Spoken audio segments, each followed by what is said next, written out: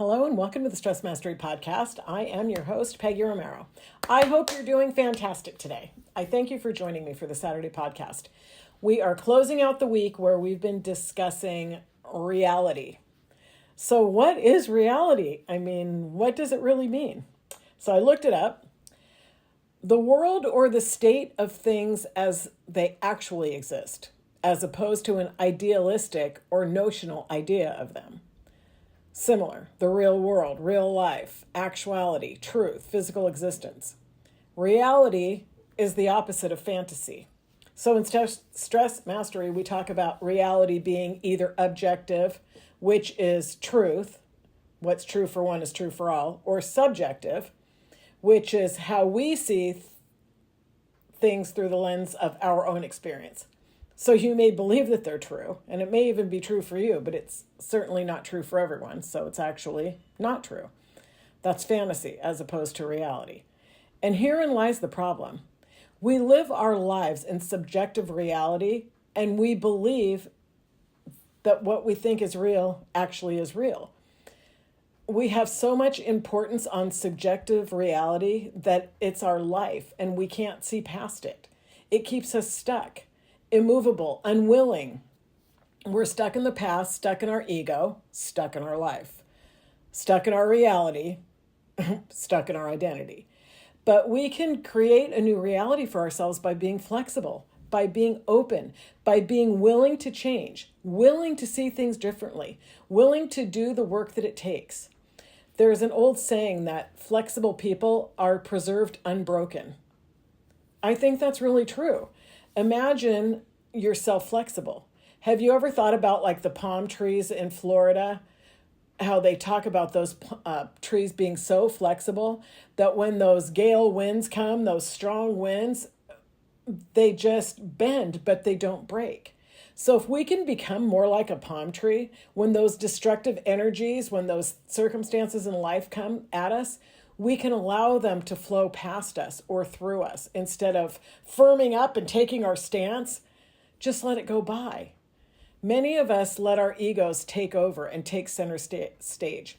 We allow the ego to be the driver of our life. Instead of being ready to flex, we're ready to fight, ready to defend and attack at any moment. When we become more flexible, then we're more open to all ideas, to imagination. There's no need for conflict to take over at any minute if we can just be still and slow down. We'll stop living in strife and begin to live a life in harmony and peace. Awareness, it's so important. To be aware and notice when you're letting the ego run the show is a life changer just in and of itself. I've also learned that there's no need to try and win an argument. In fact, I don't even know if it's possible. I've learned to be humble. I've had to admit that sometimes I have to say to my kids or to an old friend, I'm so sorry I did that. I have no idea what I was even thinking. I can't remember what I was thinking. You guys, I really don't remember because I'm no longer that person. I can't even relate to the old me.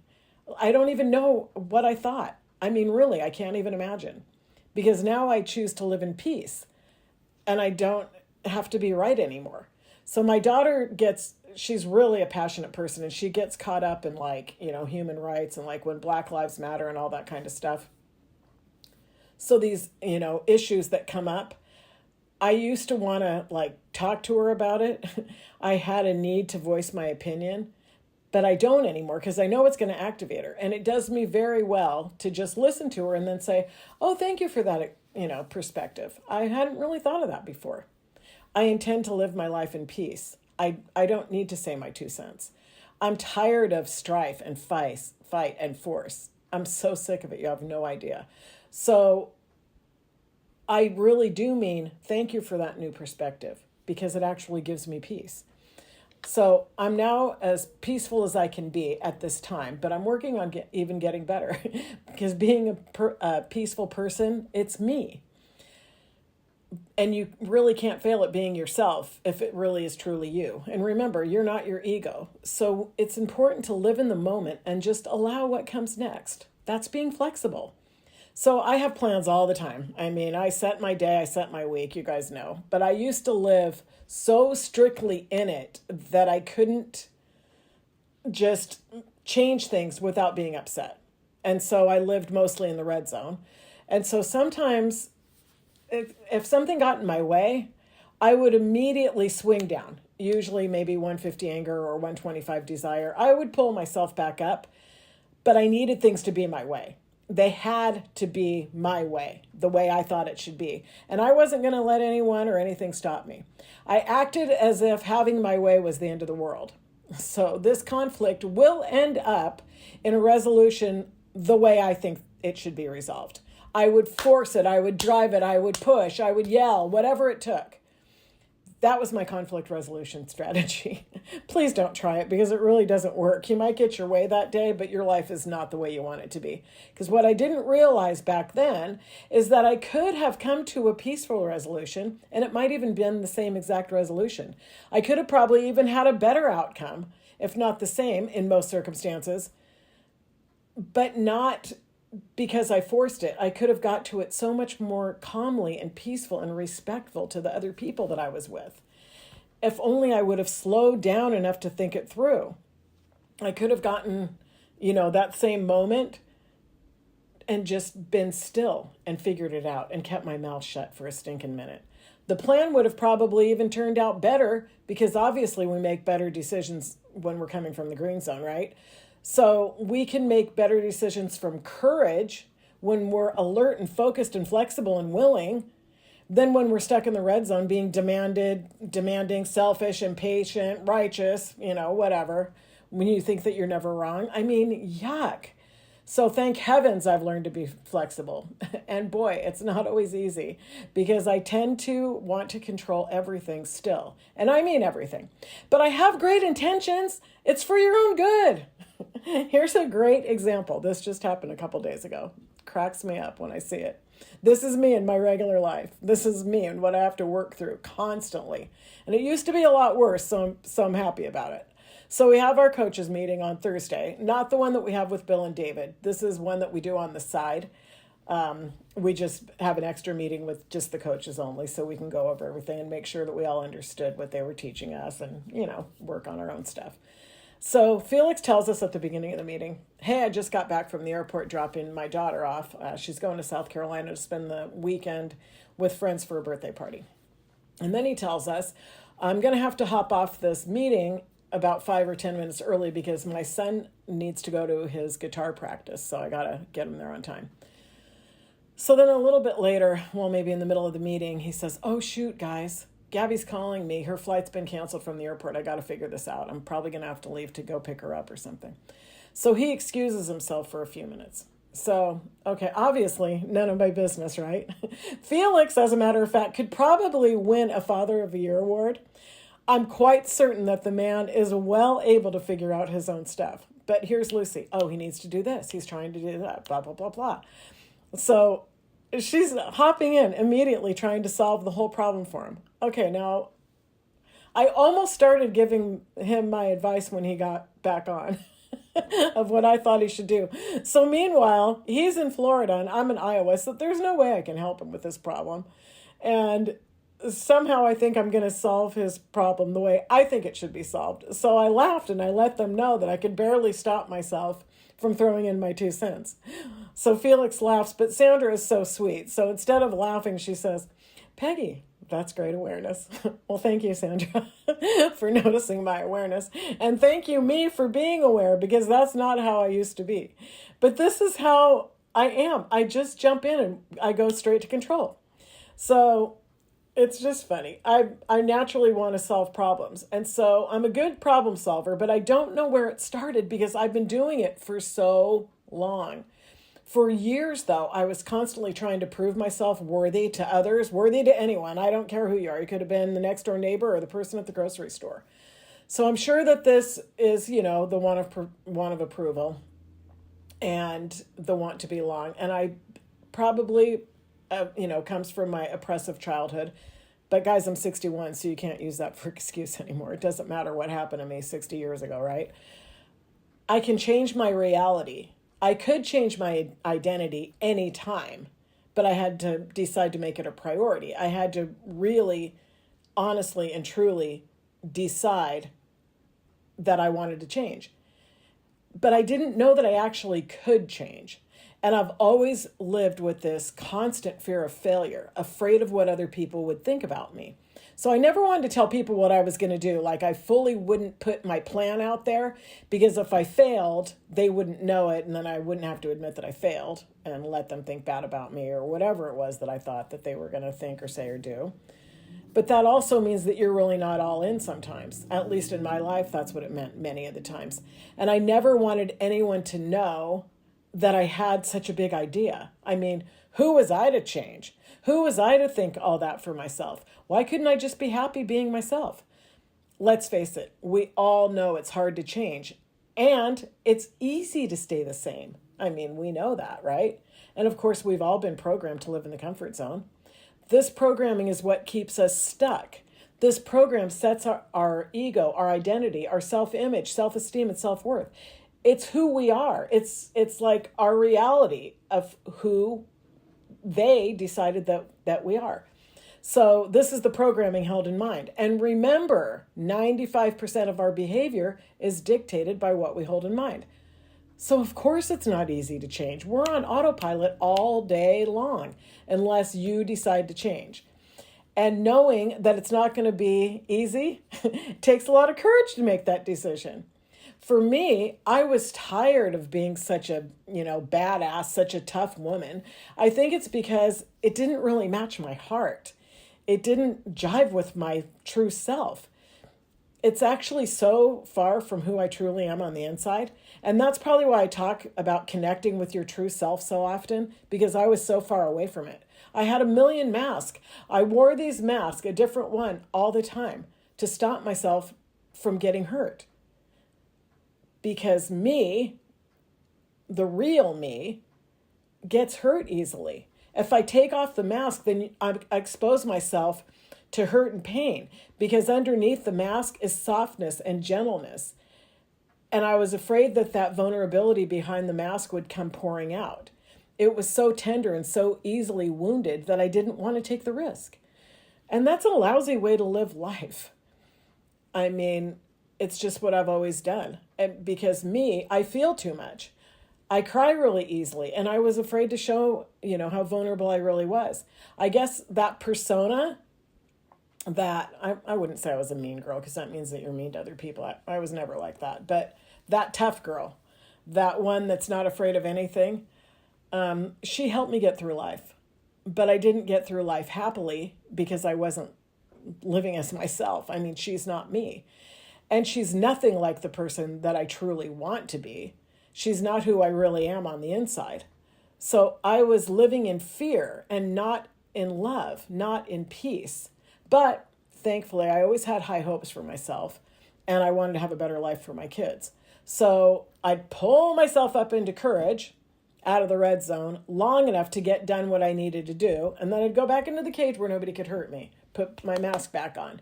You guys, my theme song until, I don't know, I just was thinking it today, that I guess it's not my theme song anymore.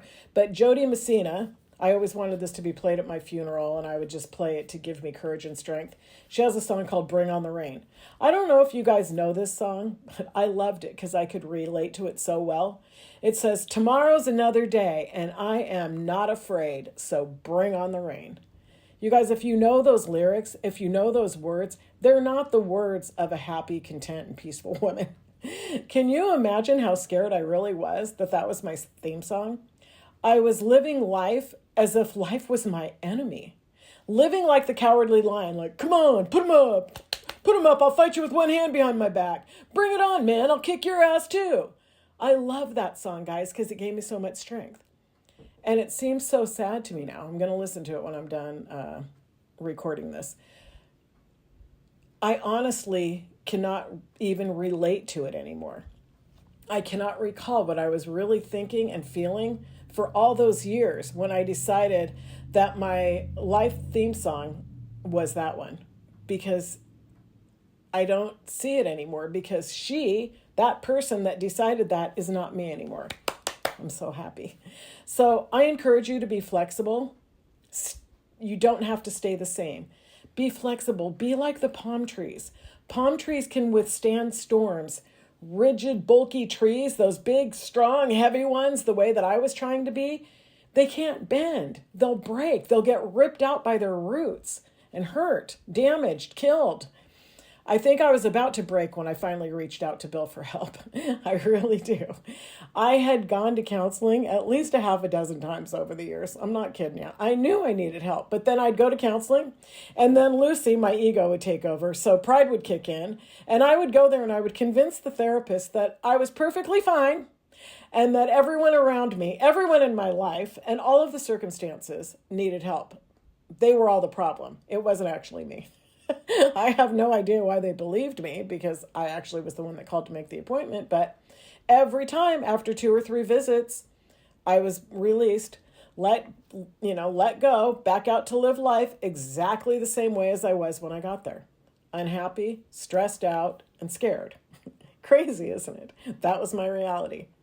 Not once did anyone tell me about the ego, that she's not me, or to pay attention to that critical voice in your head, to pay attention to your thoughts, to name your ego to create awareness, to decide to stop letting the ego be the driver of your seat. To be the driver of your life. That nobody ever told me to stop trying to prove my worth to the rest of the world, that I was worthy, whether I ever proved it or not. I already was worthy. Nobody taught me that it's impossible to win an argument and that I could just take a breath, connect my vagus nerve, and learn to respond instead of react to all these things that were constantly coming at me. How simple it is to say, hey, I see what you're saying. Let me think about that. I've never considered that before. Thank you for that new perspective.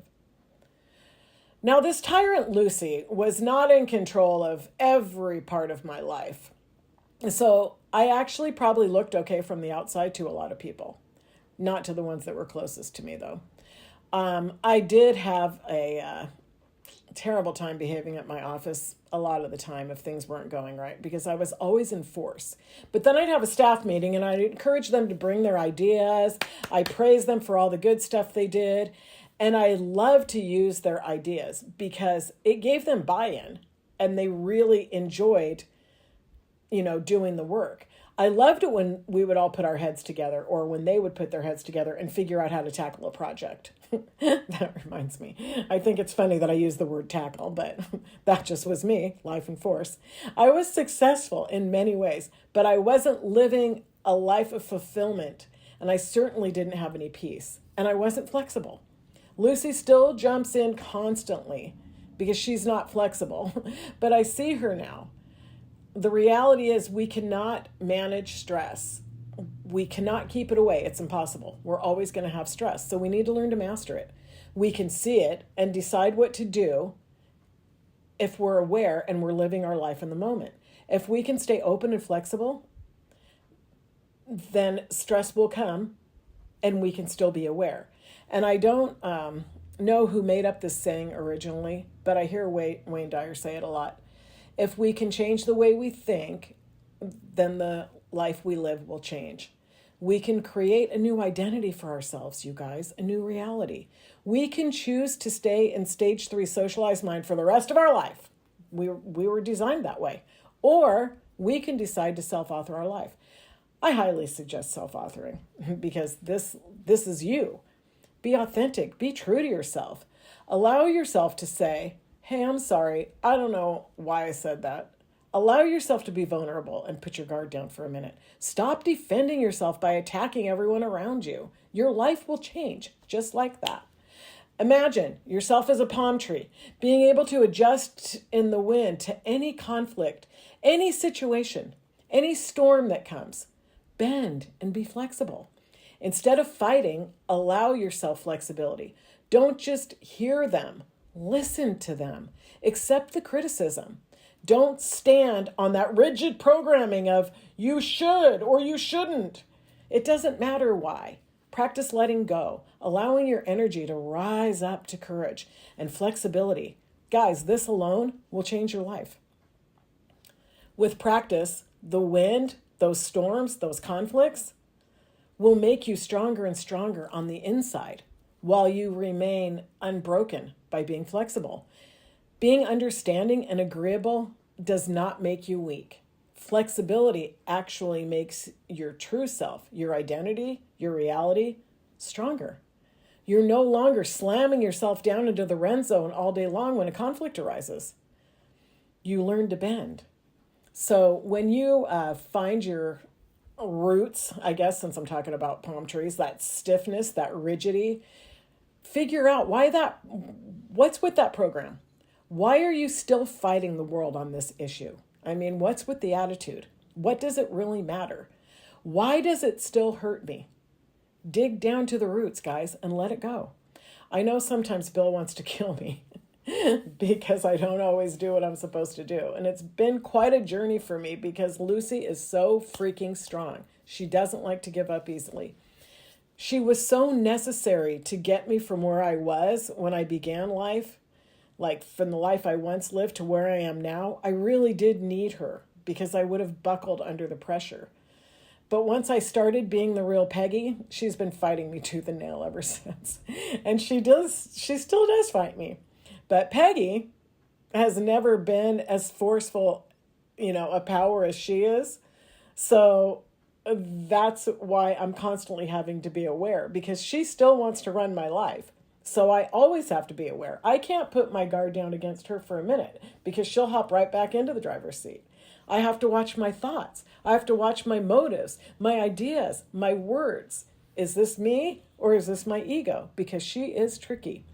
I have to live in flexibility because I know that my habit is to be controlling, and I don't want to be controlling. I'm controlling in everything. This is my day-to-day. It's not always easy, but it's worth it because I'm getting better and better. And when you know that you go negative first, I mean, that's our nature. That's our tendency. We all go negative first before we go to the positive. It's so important to stay aware every minute, every word that you think, every thought that comes to your mind. We can always decide if we're going to be red zone or green zone. It's always our choice. And the red zone is not who you really are. Even though we're always ready, to fight, if we allow the stress loop, the body will always support the mind. So then that puts us in event, judgment, and reaction. But with awareness, you can catch it quicker. We can stop the stress loop, take a breath, get back into the green zone almost immediately. And again, your body will support your mind. Now you're in event, awareness, response. You don't need the judgment. You don't need to react. Be here, be now, body and mind. Stop looking for what's next every second and enjoy the present moment. That was a big problem that I had. Stay connected. We have everything that we need, like right now. For me, I have to always remind myself to stop striving for more, stop pushing. I'm always trying to get to the next stop, the next step, the next place. Like, no matter what I'm doing, I want to do something else. I'm trying to trade my striving and accepting of arriving, I guess. I've arrived. I'm here right now. No fear, no concern. Hakuna Matata. No worries for the rest of your days. So get out of the past. All you have is what you need. You have everything you need right now. It's just your programming and the ego telling you that you don't. So I have to remind myself to let go of fear and let God take care of me. I don't know why, because I know he's going to take care of me. So it's just this constant thing. I can feel myself getting worked up, and I have to be still, slow down. Notice when you're not in the moment. Awareness really matters if you want a life free from strife. If you want to have a life of flexibility, and remember, every thought that you think matters. So decide to become aware of the thoughts that are running through your head. You don't have to think them just because they popped in there. Let them go. I realized I used to complain a lot. And I try not to complain at all anymore. I really try to catch myself. And the people that I talk to regularly, I always ask them, please tell me if I'm complaining, because I need to break my habit of complaining.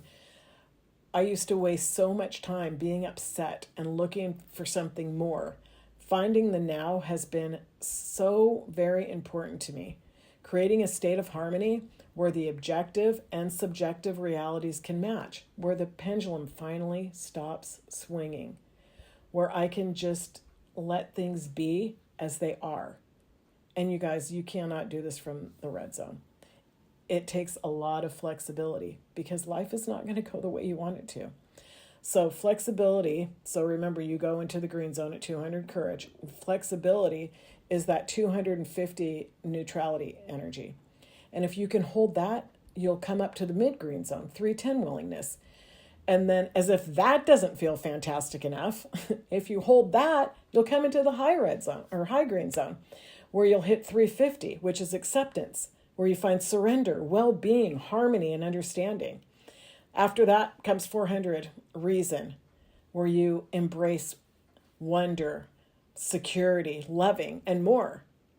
But remember, you got to enter the green zone through courage. So I'll remind you, again, awareness is key. And guess what?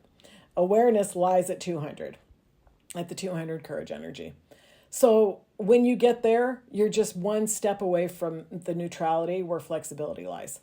If you guys don't have these energies printed out, or at least save them, go into the Stress Mastery community, get them out of the documents and save it in full color on your laptop or on your phone or whatever you need to do so that you can have them. For me, I have them printed out in color and I have them all over the place because it's so important to understand where you're at. Find out what your habitual state is. Where are you usually?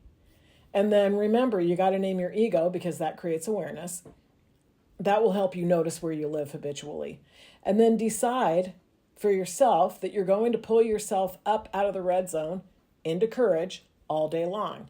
Every time a negative thing comes, take a breath. Can I allow this? Put yourself up into courage. Decide that you want to be more flexible about the way you see things and do things. Decide to self-author your life. This will create a new identity, a new reality. You guys, I hope this helps you move forward with your life because it's really awesome to not be in the red zone and to be able to live up in flexibility and have a reality that's in the green zone all day long. I hope I'm explaining this right so that you can hear me because this stuff, I hate to call it stuff, Bill, but this changed my life dramatically. I'm grateful every day that I don't live in that same reality that I used to. I am free, I am free, I am free. I'm whole, perfect, powerful, strong, loving, harmonious, and happy. I am free, I am free, I am free. I hope this helps you guys to have a wonderful day today. God bless you. And that's it for today's podcast. Remember, our mission here is to create a shift in the planet, and you can join us on the mission by simply like, share, and subscribe. The links are right below the show notes. As always, until next time, stay inspired.